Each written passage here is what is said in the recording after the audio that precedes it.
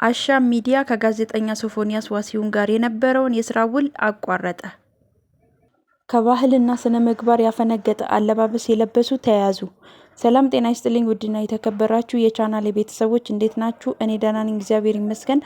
ነጻነት ነኝ። ለቻናሌ አዲስ ከሆናችሁ ሰብስክራይብ ማድረግ አትርሱ። ቪዲዮ ከተመቻችሁ ላይክ፣ ሼር እንዲሁም ያላችሁን ሀሳብ አስተያየት ኮሜንት ስር እንድታስቀምጡልኝ በአክብሮት እጠይቃለሁ። እስከ ቪዲዮ ፍጻሜ አብራችሁን ቆዩ።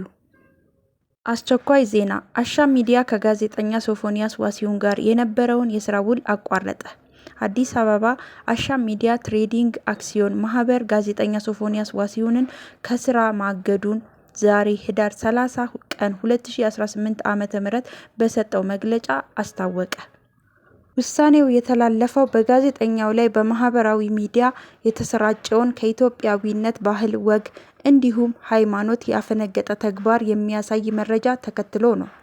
ድርጅቱ ጋዜጠኛ ሶፎንያስ ዋሲሁን በኮንትራት ውል የዜና አቅራቢና የሶፊ ሾው የመዝናኛ ዝግጅት አዘጋጅና አቅራቢ እንደነበረ ገልጿል። ይሁን እንጂ ከህዳር 29 ቀን 2018 ዓ.ም ጀምሮ በተለያዩ ማህበራዊ ሚዲያ መድረኮች ላይ በድምጽ በጽሁፍና በተንቀሳቃሽ ምስል ጭምር የተደገፈ መረጃ ሲዘዋወር መታየቱ አረጋግጧል። አሻም ሚዲያ ይህንን መረጃ ተከትሎ ሶፎንያስን ማብራሪያ ቢጠይቀውም ጋዜጠኛው አሁን ራሴን ለማስተካከል ለማከም ጸበል ገብቻለሁ ከሚል አጭር ምላሽ ውጪ ሌላ ተጨማሪ ማብራሪያ ለመስጠት ፈቃደኛ አልሆነም።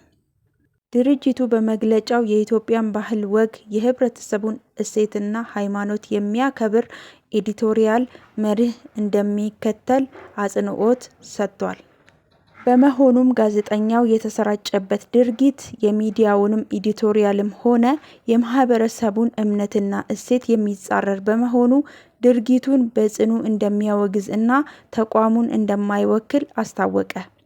በመጨረሻም አሻም ሚዲያ ትሬዲንግ አክሲዮን ማህበር ጋዜጠኛ ሶፎንያስ ዋሲሁንን በፈጸመው ከባድ የማህበረሰባዊ እሴትና ኤዲቶሪያል ጥሰት ምክንያት የነበረውን የስራ ውል ከዛሬ ህዳር 30 ቀን 2018 ዓ.ም ጀምሮ መቋረጡን አሳውቋል። የፌዴራል ፖሊስ አስቸኳይ ዜና። ከባህልና ስነ ምግባር ያፈነገጠ አለባበስን የለበሱ ተያዙ። የኢትዮጵያ ፌዴራል ፖሊስ በቅርቡ በ3ኛ ጂ-ፓወር ቲክቶክ ክሬቲቭ አዋርድ ላይ በህዝብ ፊትና በቴሌቪዥን ቀጥታ ስርጭት ላይ ከሀገሪቱ ባህልና መልካም ስነ ምግባር ያፈነገጠ ሰውነትን የገለጠ አስነዋሪ አለባበስ ለብሰው የታዩ ተጠርጣሪዎች ላይ ምርመራ መጀመሩን አስታውቋል። ፖሊስ ክስተቱን ከህዝብ ዘንድ ከፍተኛ ተቃውሞ ማስተናገዱን ተከትሎ ወዲያውኑ በክሱ የተጠረጠሩ ግለሰቦችን በዝግጅቱ አቀናባሪዎችና በስፖንሰሮች ጋር በቁጥጥር ስር አውሏል። በተለይ ምርመራ የተጀመረባቸው ተጠርጣሪዎች ወንጌላዊት ገብረ እንድሪያስ በርሄ፣ በረከት ጸጋዬ ጄፋር፣ መቅድም ደረጀ መንግስቱ፣ ግሩም ገዛኸኝ ቀጭኔ፣ ዮሐንስ መኮንን፣ ሀና ማርያም። የፌዴራል ፖሊስ ባወጣው መግለጫ ከህብረተሰቡ ባህልና እሴት ያፈነገጡ አለባበሶችና መጤ ባህሎችን ተስፋፍተው በትውልዱ ላይ አሉታዊ ተጽዕኖ እንዳይፈጥሩ የህግ ተጠያቂነትን ለማረጋገጥ ምርመራውን አጠናክሮ እንደሚቀጥል አሳስቧል። ባህልና እሴትን ያላከበሩ ድርጊቶች ተቀባይነት የላቸውም። በተመሳሳይ ዜና ቲክቶክ ተጠቃሚዋ ወንጌላዊት በቁጥጥር ስር መዋሏ ተረጋግጧል። ታዋቂዋ የቲክቶክ ፈጣሪ በትክክለኛ ስሟ ወንጌላዊት ገብረ እንድሪያስ በርሄ በትላንትናው ዕለት በፌዴራል ፖሊስ ቁጥጥር ስር መዋሏን በተዘጋጁ መረጃዎች ተረጋግጧል። ባለስልጣናት መሰረት ከባህል እና ከህግ አግባብ ጋር የሚጋጭ በመባል አለባበስ ተዛማጅ ቅሬታ በመነሳት እርምጃ ተወስዷል ተብሏል። በፖሊስ በተለመዱ ሂደቶች መሰረት በተገቢው ህጋዊ ምርመራ ሂደት ላይ ነው ተብሏል። ቀጣይ እርምጃ ምርመራው ከተጠናቀቀ በኋላ ጉዳዩ በህግ ሂደት ተይዞ የሚጠናቀቀውን ውሳኔ ለማግኘት ይቀርባል። የፌዴራል ፖሊስ ባከናወነው ተግባር የህብረተሰቡን ከፍተኛ አድናቆት አገኘ።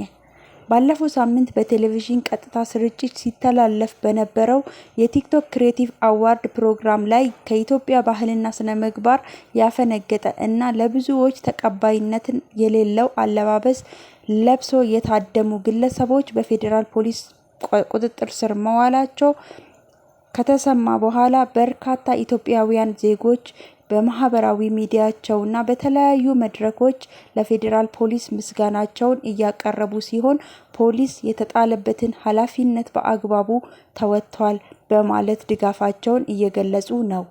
የፌዴራል ፖሊስ ይህንን እርምጃ እንዲያጠናክርና ሌሎች ተመሳሳይ አለባበስ ለብሶ በፕሮግራሙ ላይ የታደሙ ያልተያዙ ግለሰቦች ካሉ አድኖ እንዲይዝ እና ተገቢውን ህጋዊ እርምጃ እንዲወስድ ጥያቄ ቀርቧል። በተመሳሳይ ዜና ቲክቶከሩ እና ድምፃዊ ጆሲ በፖሊስ ቁጥጥር ስር ዋለ።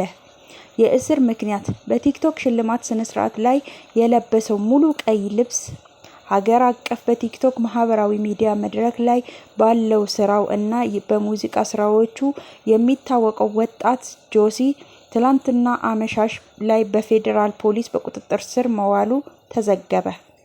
ሪፖርቶች እንደሚያመለክቱት የጆሲ መታሰር ምክንያት በቅርቡ በተካሄደው የቲክቶክ ሽልማት ወይም ቲክቶክ ክሬቲቭ አዋርድ ስነ ስርዓት ላይ ሙሉ ቀይ ቀለም ያለው ልብስ ለብሶ መቅረቡ ነው። የጆሲ ማብራሪያ አርቲስቱ አለባበሱን የመረጠበት ዋና ዓላማ ስለ ሴቶች የወር አበባ ጤና ግንዛቤ ለማስጨበጥ መሆኑን ገልጾ ነበር። ከዛ ይቅርታ ማለቱን ተመልክቷል። ጆሲ ከዚህ ቀደም በተመሳሳይ አግባብ ያልሆነ አለባበስ በሚል ምክንያት በቁጥጥር ስር ውለው ከነበሩ ሌሎች ቲክቶከሮች ጋር ተደባልቆ መታሰሩ ታውቋል። የፌዴራል ፖሊስ ከዚህ ቀደም የቲክቶክ ሽልማት ወይም ቲክቶክ ክሬቲቭ አዋርድ ስነስርዓት ላይ የታዩ ከባህል የወጡ የአለባበስ ጉዳዮችን እየመረመረ መሆኑን ፍንጭ ሰጥቶ የነበረ ሲሆን አሁን የተወሰደው እርምጃም የዚህ ክትትል አካል እንደሆነ ተዘግቧል። ጉርሻ ፔጅ።